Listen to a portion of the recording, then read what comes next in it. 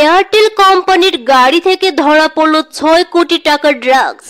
শ্রীভূমি জেলার নিলামবাজারে বৃহৎ পরিমাণে হেরোইন জব্দ করতে সক্ষম হয় শ্রীভূমি পুলিশ। এসএসপি পার্থপ্রতিম দাসের নেতৃত্বে চালানো অভিযানে জব্দ হয় বিপুল পরিমাণ হেরোইন। একটি বলেরো গাড়িতে অভিযান চালিয়ে নেশা জাতীয় সামগ্রী সহ ৩ যুবককে আটক করতে সক্ষম হয় শ্রীভূমি পুলিশ। উদ্ধার করা হয় ৭৬টি সাবানের বাক্সে ভরা বিশাল পরিমাণ হেরোইন। আটক হওয়া ৩ যুবক হলেন সুহেল আলম, ইফতিকা আহমেদ এবং সাব্বির আহমেদ। নেশা জাতীয় সামগ্রীগুলো জব্দ করা গাড়িটির নাম্বার হল TR01M2262।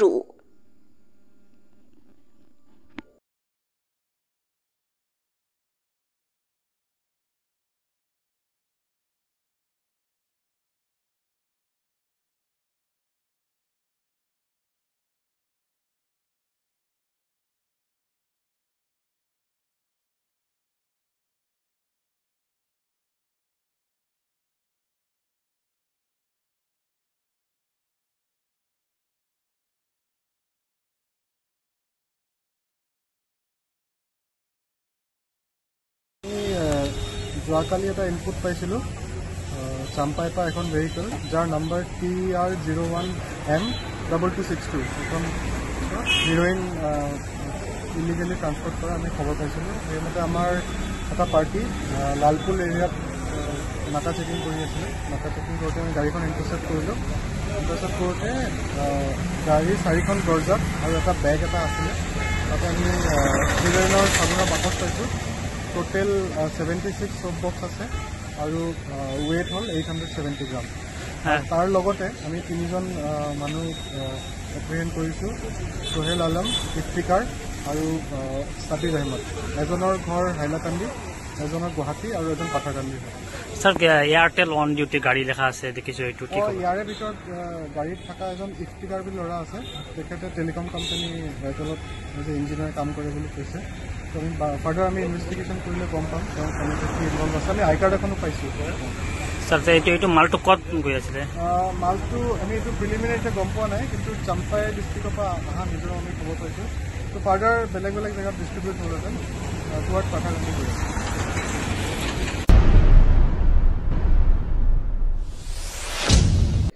সরকারি ঘরের জিও ট্যাগিং নিয়ে দুপক্ষের মারপিটের ঘটনায় বেতুরকান্দির কাড়ারপাড়ে ছড়ালো উত্তেজনা। পরিস্থিতি নিয়ন্ত্রণে ছুটে গেল সদর পুলিশ। প্রধানমন্ত্রী আবাস যোজনার ঘরের জিও ট্যাগিংকে ঘিরে উত্তেজনা ছড়ালো বেতুকান্দির কাড়ারপাড়ে। প্রকৃত সুবিধা প্রাপকদের বঞ্চিত করে স্থানীয় বিজেপি নেতা কেন নিজের ব্যক্তিদের ঘর পাইয়ে দিতে উঠে পড়ে লেগেছেন, এ নিয়ে দুপক্ষের মধ্যে উত্তেজনা ছড়ায়। হয় ব্যাপক মারামারি, এক পক্ষ অন্য পক্ষকে লোহার রড, বাঁশ ইত্যাদি নিয়ে আক্রমণ করে।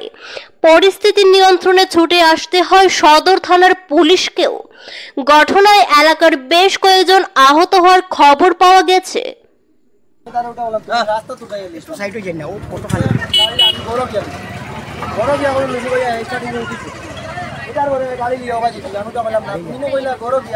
ঘরে ঘরে গিয়া তুমি মেম্বারও লাগতো না, পঞ্চায়েতও লাগতো না, এটিও লাগতো না। আমি ওটা কইলাম যে বেতকান্দি মেম্বারটা তুমি লইয়া ইনো কিতা লাগিন লিস্ট ঘরে গাড়ি তুইয়া ও সামনে স্কুটি টুটি আহে, তার স্কুটি আর কি করে স্কুটি আগে গেছে গিয়া হে এখন সিন্ডিকেট পার্টির এইখানে এই ফাড়াটা লইয়া আজকে 2023 একটা ঘটনা ঘটিছে। ল্যান্ড মাফিয়া তার উপরে কেস আছে, ঠিক আছে। তারা অন্য বইয়া বিয়ান থেকে ও লীলা করে। এখানে আমার চাচা 2জন আছেন, তারা দায়িত্ব লইছিলাম জিয়ার আসলে আমরা ফোন করি আর হে আইব কইয়া অত সময় থেকে মাঝখানো থেকে ল্যান্ড মাফিয়া ওলাই গেছে। ল্যান্ড মাফিয়ার লগে তার জিআরএসর ল্যান্ড মাফিয়া ওলার লগে সিন্ডিকেট আছে, জড়িত আছে। আজকে সেলিমেরও ল্যান্ড মাফিয়া ওলার লগে জড়িত আছে, সিন্ডিকেট আছে। যেহেতু আজকে বিগত 2 মাস থেকে জিআরএস খালি আইব আইব আইব আইব কইয়া তো আয় না। এ আয় এখানে জিআরএস যে করো 10,000 20,000 পায়, ই করো আগে জিও ট্যাগিং করে, এরা মানুষে কর দে এই এলাকার মাঝে। কিন্তু এই ইশারাটা সেলিম বুথ কমিটির প্রেসিডেন্ট, বিজেপির মানুষ, আমিও একজন বিজেপির মেম্বারশিপ। আমি ভুল কইয়া না, সত্য কইয়ার। কিন্তু এ খার ঘর দেওয়াই তো খার ঘর খাটাই তো সেলিমে জানে। আজকে সেলিম এই ল্যান্ড মাফিয়া ওলার লগে জড়িত, জিআরএস এর লগে জড়িত।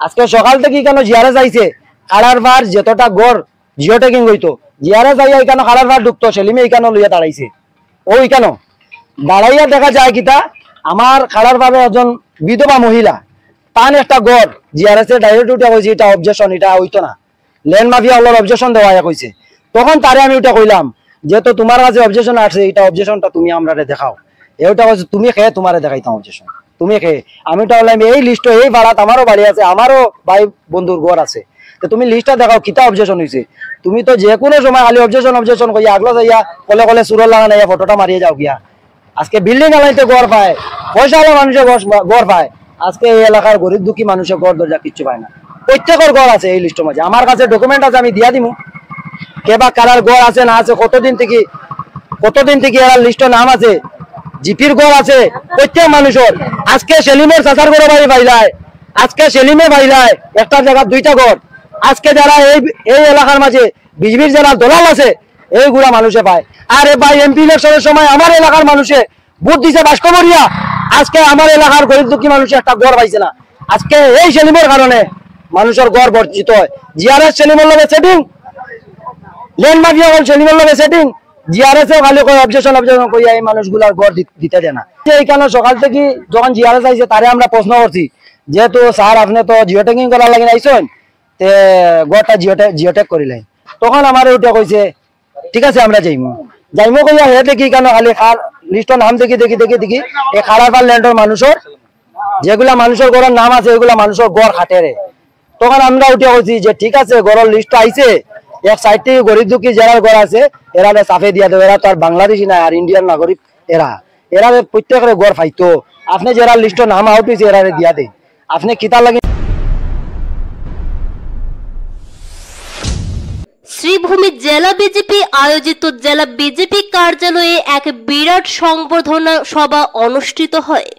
উক্ত সভায় শ্রীভূমি উন্নয়ন কর্তৃপক্ষের নবনিযুক্ত অধ্যক্ষ মাননীয় বিশ্বরূপ ভট্টাচার্য মহাশয় এবং আসাম প্রদেশ বিজেপির নবনিযুক্ত উপসভানেত্রী মাননীয় মন স্বর্ণকার মহাশয়াকে সংবর্ধনা জ্ঞাপন করা হয়। সভার সভাপতিত্ব করেন শ্রীভূমি জেলা বিজেপির সভাপতি সঞ্জীব বণিক মহাশয়। সভায় উপস্থিত ছিলেন রাজ্যসভা প্রাক্তন সাংসদ মিশন রঞ্জন দাস মহাশয়, প্রাক্তন জেলা বিজেপির সভাপতি সুব্রত ভট্টাচার্য মহাশয়, পৌরসভার পৌরপতি রবীন্দ্রচন্দ্র দেব মহাশয়, শ্রীভূমি জেলা বিজেপির উপসভাপতি দয় অশোক দত্ত মহাশয় এবং বিশ্বতোষ সেন মহাশয়, শহর মণ্ডল বিজেপির সভাপতি কিশোর দে মহাশয়, শ্রীভূমি অনুসূচিত জাতি উন্নয়ন বোর্ডের অধ্যক্ষ কৃষ্ণদাস মহাশয় সহ বিজেপির বিভিন্ন স্তরের কার্যকর্তাগণ।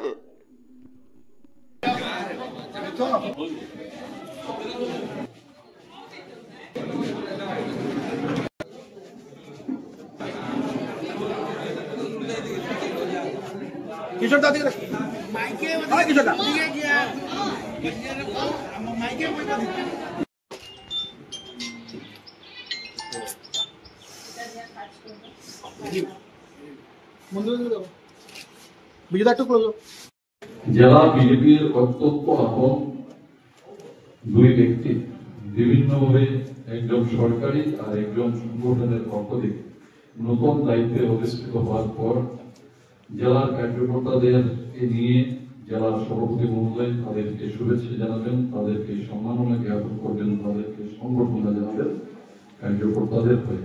সেই উদ্দেশ্যে আজকে এই অনুষ্ঠান আয়োজন করা হয়েছে। ওনারা দুজন উপস্থিত হয়েছেন, দলের জ্যেষ্ঠ নেতা মিশন দল উপস্থিত আছেন।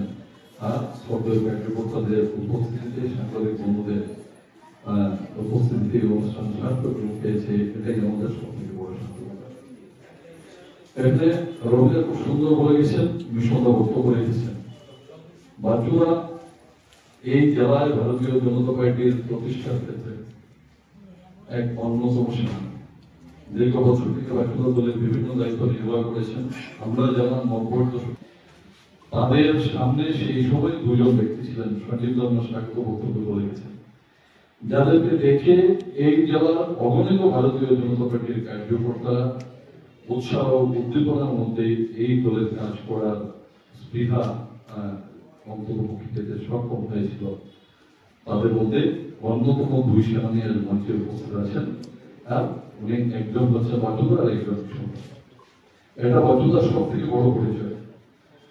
বাচ্চুদা দীর্ঘ বছর এই জেলা ভারতীয় জনতা পার্টিকে নেতৃত্ব দিয়েছেন, 3বার জেলা সভাপতি হিসাবে নেতৃত্ব দিয়েছেন, তার আগে 2বার জেলার সাধারণ সম্পাদক হিসাবে কাজ করেছেন, নির্বাচনে 4বার প্রতিদ্বন্দ্বিতা করেছেন। জেলা বন্ডিউ পেরিয়ে রাজ্য বিজেপির সাধারণ সম্পাদক হিসাবে দায়িত্ব নির্বাহ করেছেন, রাজ্যিক বিজেপির উপসভাপতি হিসাবে দায়িত্ব নির্বাহ করেছেন, রাজ্যিক বিজেপির উনি মুখপাত্র হিসাবে দায়িত্ব নির্বাহ করেছেন, রাজ্যিক বিজেপির আজকেও অবধি মিডিয়া প্যানেলিস্ট হিসাবে ওনার উপরে দায়িত্ব আছে। এই জেলা থেকে প্রদেশ বিজেপিতে দীর্ঘ সময়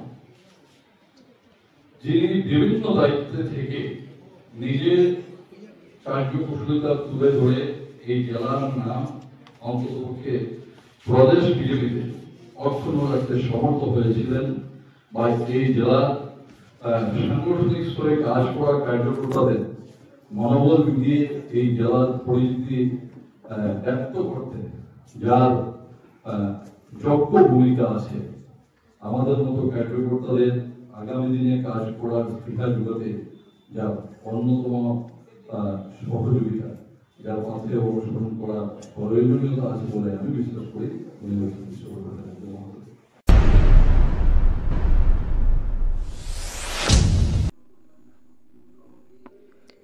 দুদিনের সফরসূচি নিয়ে শিলচর আগমনে এপিসিসি সংখ্যালঘু বিভাগের চেয়ারম্যান সালমান খান শিলচর দলীয় কার্যালয়ে বৈঠক করে শাসক দলের বিরুদ্ধে সমালোচনায় ঝড় তুললেন তিনি। মুখ্যমন্ত্রী সহ আসাম ক্যাবিনেটের বিভিন্ন মন্ত্রীকে টার্গেট করে এদিন বিভিন্ন অভিযোগ উত্থাপন করেছেন সালমান খান। দুদিনের সফরসূচি নিয়ে রবিবার শিলচরে উপস্থিত হলেন আসাম প্রদেশ কংগ্রেস কমিটির সংখ্যালঘু বিভাগের চেয়ারম্যান সালমান খান। কুম্ভীরগ্রাম বিমানবন্দরে অবতরণ করার পর দলীয় সমর্থকরা সংবর্ধনার জোয়ারে ভাসিয়ে উনাকে দলীয় কার্যালয়ে নিয়ে আসেন। পরে ইন্দিরা ভবনে আয়োজিত এক বৈঠকে অংশ নিয়ে সালমান খান দলের প্রত্যেক স্তরের কর্মীদের সঙ্গে আলোচনা করার পাশাপাশি দলকে মজবুত ও শক্তিশালী করতে বিভিন্ন পরামর্শ দেন।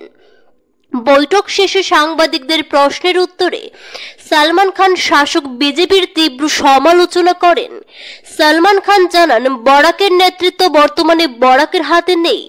মন্ত্রী পীযূষ জয়ন্তের হাত ধরে বরাক বিভিন্ন সিন্ডিকেটের করিডোর হয়ে উঠেছে। এজেন্ট ঠিকাদারদের হাত থেকে বরাক উপত্যকাকে কিভাবে বাঁচানো যায় তা নিয়ে এদিন বিশেষ গুরুত্ব দিয়েছেন তিনি। আগামী 6 মাসের মধ্যে ধর্মীয় বিভাজনের হাত থেকে বরাককে বাঁচিয়ে তুলতে প্রগতিশীল কাজের মাধ্যমে উপত্যকায় সম্প্রীতি ও ভ্রাতৃত্ববোধ গড়ে তোলার পাশাপাশি উন্নয়নকে এগিয়ে নিতে সকলের সহযোগিতা কামনা করেছেন সালমান খান। শাসক দলের যেসব নেতা মন্ত্রীরা সংখ্যালঘুদের টার্গেট করে চোর বলেন, গরু খাওয়ার কথা তুলে ধরা সহ বিভিন্ন কুরুচিপূর্ণ মন্তব্য করে থাকেন। আসাম মন্ত্রী সভাতে থাকা মন্ত্রী আজ গরু চোর বের হলো বলে কটাক্ষ করেছেন সালমান খান। হিন্দু মুসলিম নিয়ে যারা রাজনীতি করছেন বর্তমানে তারা ভয়ে কাঁপছে।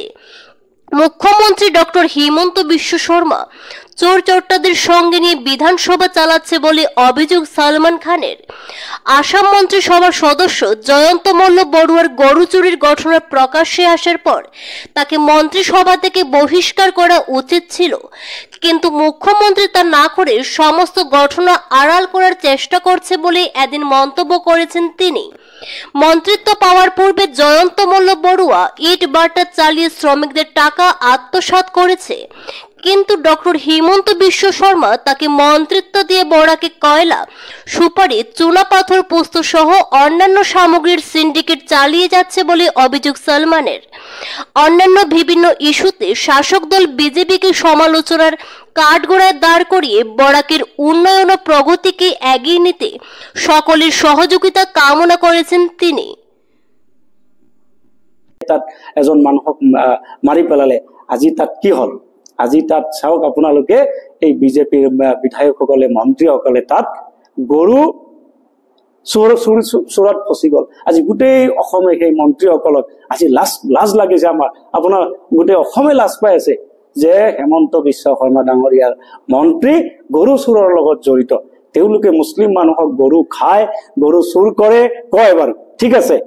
কৰবাত সকলো জাতি জনগোষ্ঠীৰ মাজতে বিভিন্ন মানে বেয়া মানুহ থাকে, কিন্তু মন্ত্ৰী যে চুৰ হব এই কথাটো অসমৰ মানুহে বুজি পোৱা নাছিলে। এতিয়া অলপ আগতে এটা বিধায়ক আমাৰ কি দিগন্ত কলিতা না কি আছিলে কি তেখেতে কৈছে যে আমাক ৰাইজে চুৰ বুলি কৈ দিছে, এইটোৱে দুখ লাগিছে, বাকী আৰু দুখ লগা নাই। মানে স্বীকাৰ কৰিছে আৰু যে হয় চুৰ আমি, নাই এইটো কথা দুখ লাগিছে। গতিকে আমাৰ হেমন্ত বিশ্ব শৰ্মা ডাঙৰীয়াৰ মন্ত্ৰী সভাত এতিয়া গৰু চুৰ ওলাই গল, এইটো আটাইতকৈ অসমৰ কাৰণে দুখৰ কথা। গতিকে আমাৰ নিবনুৱাৰ সমস্যা, আমাৰ বিভিন্ন সমস্যাৰে জৰ্জৰিত অসমখনত হেমন্ত বিশ্ব শৰ্মা ডাঙৰীয়াই তেওঁলোকে নিবনুৱাৰ সমস্যাৰ কথা নকয়, তেওঁলোকে চাব অকল হিন্দু মুছলমান। আৰু এটা কথা মই কব বিচাৰিছো যে হিন্দু মুছলমানৰ নাম লৈ সেইজন ব্যক্তিয়েই ৰাজনীতি কৰে যিজনে ভয় পায়। ভয় পোৱা ব্যক্তিসকলে হিন্দু মুছলমান কৰে। তাৰ কাৰণ যেতিয়া সংখ্যা গৰিষ্ঠতা থাকে, যেতিয়া কোনোবাই ভুল কৰে, সেই ভুল কৰা ব্যক্তিজনে কয় যদি আমাৰ মুছলমান সংখ্যা যদি বেছি থাকে তেনেহলে মই কম, মই ভুল কৰাৰ পিছত মই কম মই মুছলমান, তেতিয়া মুছলমানৰ গোটেই ছাপৰ্টটো মোৰ ওচৰত আহি যাব। আৰু যদি মই হিন্দু মানুহে যদি ভুল কৰে, যিটো হিন্দু পাৰ্চেণ্টেজ যদি বেছি থাকে, তেতিয়াহ'লে হিন্দু ভাইসকলে তেতিয়া কি কয় মই হিন্দু। গতিকে এই হিন্দুত্ব কৰা মানুহবিলাকে হল পৃথিৱীৰ ভিতৰত আটাইতকৈ ভয়াতৰ মানুহ আৰু দুৰ্নীতি ভ্ৰষ্টাচাৰ দুৰ্নীতি কৰা মানুহ। তাক দুৰ্নীতি ভ্ৰষ্টাচাৰ চুৰ চামাণ্ডা বেয়া মানুহবিলাকেহে হিন্দু মুছলমানৰ নাম লৈ ৰাজনীতি কৰে। মই হেমন্ত বিশ্ব শৰ্মা ডাঙৰীয়াক কম যে আপুনি যদি গৌৰৱ গগৈ ডাঙৰীয়াৰ লগত আপোনালোকে যদি গৌৰৱ গগৈ ডাঙৰীয়াক যদি প্ৰত্যাহ্বান দিব বিচাৰে, তেতিয়াহ'লে অহা দিনত আপুনি অসমৰ হৈ কাম কৰিব লাগিব, নিবনুৱাৰ হৈ সমস্যা সমাধান কৰিব লাগিব, আপুনি সংস্থাপন কৰিব লাগিব, অসমত উন্নয়ন কৰিব লাগিব, হিন্দু মুছলমান আপুনি বাদ দিব লাগিব। অন্যথাই অসমৰ ৰাইজে এবাৰ সিদ্ধান্ত লৈছে, যিদিনাখন প্ৰথম আমাৰ গৌৰৱ গগৈ ডাঙৰীয়াই যোৰহাট বিমানবন্দৰত অৱতীৰ্ণ হৈছিল, সেইদিনাই অসমৰ ৰাইজ শিলদল ভাঙি যেনেকৈ ওলাই আহিছিলে, সেইদিনাৰ পৰা স্পষ্ট হৈ গৈছে হেমন্ত বিশ্ব শৰ্মা ডাঙৰীয়া 26ত আৰু মুখ্যমন্ত্ৰী হৈ নাথাকে। আৰু এই ভয় পোৱাৰ কাৰণে আপোনালোকে দেখিবলৈ পাইছে যে অকল তেওঁলোকৰ বেলেগ আৰু মুদ্ৰা নাই, অকল গৌৰৱ গৌৰৱ গৌৰৱ, সপোনতো গৌৰৱ, তেওঁলোকৰ বেলেগ আৰু মুদ্ৰা নাই, অকল গৌৰৱ গৌৰৱ গৌৰৱ, সপোনতো গৌৰৱ, চকু মুদিলেও গৌৰৱ, খাওঁতে উঠোতে বহুতে আমাৰ হেমন্ত বিশ্ব শৰ্মা ডাঙৰীয়াই চাব গৌৰৱ গগৈ ডাঙৰীয়াক লৈ ব্যস্ত হৈ থাকে। আৰু এই গৌৰৱ গগৈ ডাঙৰীয়াক লৈ যি ব্যস্ত হৈ আছে, তাৰ কাৰণে অসমৰ ৰাইজে এতিয়া বুজি পাইছে যে 26ৰ মুখ্যমন্ত্ৰী গৌৰৱ গগৈ ডাঙৰীয়া হ'ব। গতিকে আজি আমাৰ বিভিন্ন কাৰ্যসূচী আছিলে, আমি সৎ ভাৱনাৰ জৰিয়তে আমি হিন্দু মুছলমানৰ যি একতা, যি শংকৰ ৰাজানৰ দেশত যি একতা, সেই একতা আকৌ ঘূৰাই অনাৰ চেষ্টা কৰিম। আমাৰ আজি বৰাক ভেলীত ক'বলৈ গ'লে তেখেতৰ হাতত গৃহ বিভাগৰ দায়িত্ব তেখেতৰ হাতত আছে, হেমন্ত বিশ্ব শৰ্মা ডাঙৰীয়াৰ হাতত আছে। গৃহ বিভাগৰ তেওঁ দায়িত্ব থকা অৱস্থাটো বৰাকত কেনেকৈ ইমান ড্ৰাগছৰ সৰবৰাহ হৈ থাকে, কেনেকৈ ড্ৰাগছ ইয়াত সোমায়, আজি নৱপ্ৰজন্ম ইয়াত এনেকুৱা ভয়ংকৰ এক পৰিৱেশৰ সৃষ্টি হৈ গৈছে। বৰাকত মেক্সিমাম ল'ৰা ছোৱালীয়ে ড্ৰাগছত আসক্ত হৈ থাকে।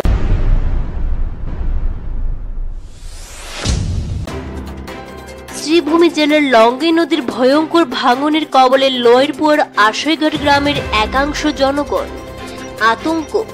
সর্বনাশা লঙ্গই নদীর করাল ভাঙনে পড়ে চোখে সর্ষের ফুল দেখছেন লোয়ারপুয়া ব্লকের রাধাপেয়ারি জিপির দক্ষিণ আশৈঘাট গ্রামের জনগণ।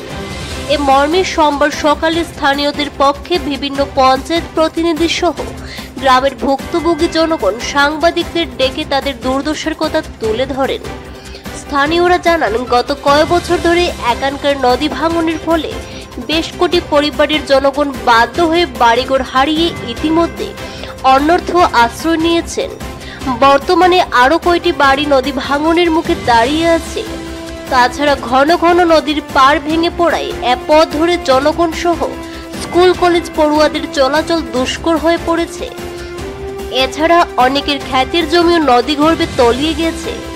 এখানকার খেয়াঘাটে প্রস্তাবিত পাকা সেতুটি অদ্যাবধি নির্মাণ না হওয়াতে এলাকার জনগণকে বাধ্য হয়ে সেই মান্দাতা আমলের মতো নৌকায় পারাপার করতে হচ্ছে। এতে স্বাভাবিকভাবে জনদুর্ভোগ চরমে পৌঁছে গেছে। এছাড়া উত্তর আশাইঘাট গ্রামের বিজয় বৈদ্যের বাড়ির পাশেও ভয়ঙ্কর নদী ভাঙনের খবর পাওয়া গেছে। এতে একরাশ আতঙ্ক করে খাচ্ছে স্থানীয়দের। সৃষ্ট সমস্যা নিরসনে এলাকার সমস্যাগ্রস্তরা নদী ভাঙনস্থলে পাথরের বাঁধ ও দক্ষিণ আশাইঘাট গ্রামের প্রস্তাবিত লঙ্গাই নদীর পাকা সেতু নির্মাণের দাবিতে সিও ডিসি সহ স্থানীয় বিধায়ক কাম মন্ত্রী কৃষ্ণেন্দু পালের হস্তক্ষেপ কামনা করেছেন। আমরা বিশেষ করে চিন্তাধারা করছি সার্কুল অফিসার, ডেপুটি কমিশনার এবং আমাদের মাননীয় মন্ত্রী কৃষ্ণেন্দু পাল মহাশয়ের একটু এই ইয়েটা দিন, যাতে আমরা এই ভাঙনটা প্রতিরোধ হয়। বিশেষ করে আমরা কয়েকদিন আলোচনা কইছি আমরা কয়েকজনে যে আপনারা এইটার দিকে একটু নজর দেন। বিভাগীয় বিভিন্ন কারণে বর্তমানে আমরা মাননীয় মন্ত্রী কিছু ব্যস্ততার কারণে আমরা যাইতে পারলাম না। গেছি সার্কুলও হইলে তারা একে অপরে এখানো যাও ওখানো যাও এই জিনিসগুলা করে, যার কারণে আমরা এটা সুরা কিছু পাইলাম না। আপনার মাধ্যমে চাইলাম যে এটা গোটা এরিয়ায় দেখো আমরা কতটুকু বাস্তব অবাস্তব কতটুকু সঠিক কাজ করলাম। আমরা একটু চিন্তাধারা হইলো কেন কিছুদিন আগে শুনছিলাম একটা নদীর মধ্যে একটা ব্রিজ হইব হইয়া, তো ব্রিজটা কিতা হইছে ওইবনি নানি অতটুকু জানতাম না। বর্তমানে আমি যদিও সিলেকশনে এপিআই গেছি, তারা যে জমায়েত করছে এবং সত্যি ঘটনাটার লইয়া কোন জায়গায় যাইতে লাগে কি করতে লাগে, যার কারণে সাংবাদিকের মাধ্যমে এই জিনিসগুলো আমরা তাড়াতাড়ি ধরতে পারি। কত বছর ধরে এখানে নদী ভাঙন চলছে? ওরে তো কত বছর হইব রে, 10-15 বছর তো হইব আমার সময় থাকে। নদী ভাঙনের কারণে বিগত দিনে এখান থেকে কতটা পরিবার অন্যত্র সরে গেছেন, বা আরো এরকম বিপদসংকুল অবস্থায় আরো কোনো পরিবার আছে কি? নিচে হইলেও 15 থেকে 20 পরিবার সরে গেছেন, এবং যে 5-7টা পরিবার আছে এরাও থাকতে পারবে কিনা সন্দেহ আছে। এই ব্যাপারে আপনারা কি চান, কি সমাধান চান, কার দৃষ্টি আকর্ষণ করবেন? আমরা মাননীয় বিধায়ক বা মন্ত্রী আমরা কৃষ্ণেন্দু পাল মহাশয় এবং বিভাগীয় যেবা যারা আছেন সবরে তো আমরা চিনি না, ডিস্ট্রিক্ট ডিসি সার্কুল অফিসার সবার কাছে আমরা চাই যে একটা কপি এবং সাংবাদিকের মাধ্যমে এই জিনিসগুলো পৌঁছুক, গোটা এরিয়ায় দেখুক আমরা কতটুকু চিন্তাধারা করলাম। এখানে কি ব্যবস্থা করলে নদী ভাঙন রোধ করা যাবে, আপনাদের কি ধারণা? আমরা তো প্রাথমিকভাবে স্যার চিন্তাধারা করতে গেলে এখানে তো নদী বা ভাঙনের যে একটা বীজ বা এরকম কিছু থাকে, পাথরের যে প্রোটেকশন।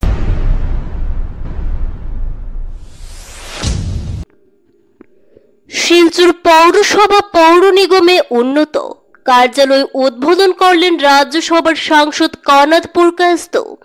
সোমবার শিলচর পৌরসভা কার্যালয় আনুষ্ঠানিকভাবে পৌর নিগমে উন্নত হয়েছে। এদিন রাজ্যসভার সাংসদ কনাদ পুরকায়স্থ নিগম কার্যালয়ের উদ্বোধন করেন। উল্লেখ্য 2022 সালের 28 নভেম্বর শিলচর পৌরসভাকে পৌর নিগমে উন্নত করার ঘোষণা করেছিল রাজ্য সরকার। এবছর অক্টোবর মাসে শিলচর পৌর নিগমের নির্বাচন অনুষ্ঠিত হওয়ার সম্ভাবনা রয়েছে। ইতিমধ্যে খসড়া ভোটার তালিকাও প্রকাশ করা হয়েছে। এদিনের উদ্বোধনী অনুষ্ঠানে তৃণমূল কংগ্রেসের রাজ্যসভার সাংসদ সুস্মিতা দেব, শিলচরের বিধায়ক দীপায়ন চক্রবর্তী সহ অন্যান্যরা উপস্থিত ছিলেন। বক্তব্য রাখতে গিয়ে রাজ্যসভার সাংসদ কনাদ পুরকায়স্থ জানান, শিলচরবাসীর জন্য আজ এক ঐতিহাসিক মুহূর্ত। শিলচর পৌর নিগম থেকে জনগণ আগামীতে আধুনিক সেবার সুবিধা লাভ করবেন। 1882 সালে ব্রিটিশ রাজত্বে স্টেশন কমিটি হিসেবে গঠন হয়েছিল। পরে 1913 সালে কামিনী কুমার চন্দ্র সভাপতিত্বে পৌরসভায় রূপান্তরিত হয়। 2022 সালে নিগমে উন্নত করার পরিপ্রেক্ষিতে 28টি ওয়ার্ডের পৌর এলাকা বর্তমানে 42টি ওয়ার্ডে সম্প্রসারিত করা হয়েছে। শতাধিকারী দৈনিক সাময়িক প্রসঙ্গ পত্রিকার বিশিষ্ট সমাজসেবী তথা প্রাক্তন শ্রীমতী সৃষ্টি সিং মহোদয়কে আইএএস আয়ুক্ত বরণের পর্ব আপাতত সামনে আয়ুক্ত শিলচর পৌর নিগম।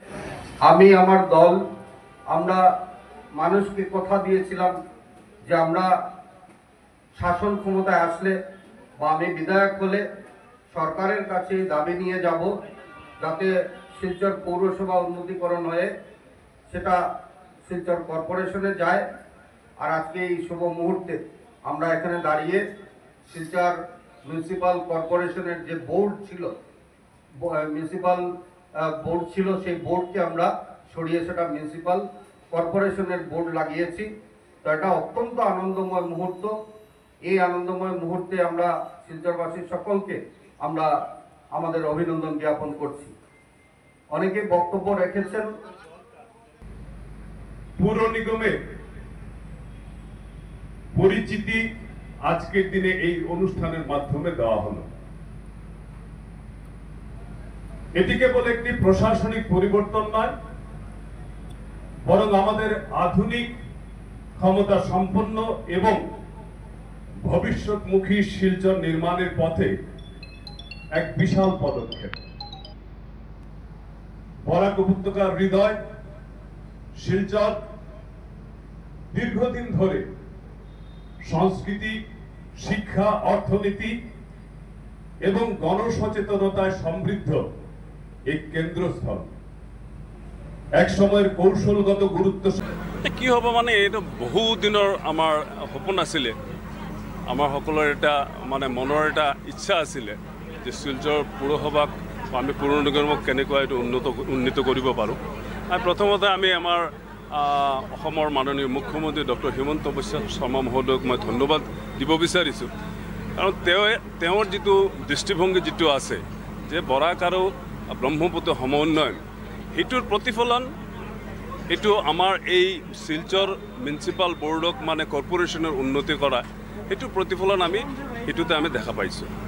খালি এইটো নহয়, আমাৰ বৰাক উপত্যকাত এতিয়া যিমান মানে আমাৰ প্ৰজেক্ট চলি আছে তাতে মানে এটা কথা আমি ক'ব পাৰোঁ যে আমাৰ মাননীয় মুখ্যমন্ত্ৰী যি প্ৰচেষ্টা যিটো চলি আছে যে অসমক এটা উন্নত ৰাজ্য হিচাপে প্ৰতিষ্ঠিত কৰাৰ যিটো প্ৰচেষ্টা যিটো আছে সেইটোৰ প্ৰতিফলন আমি গোটেই ৰাজ্যক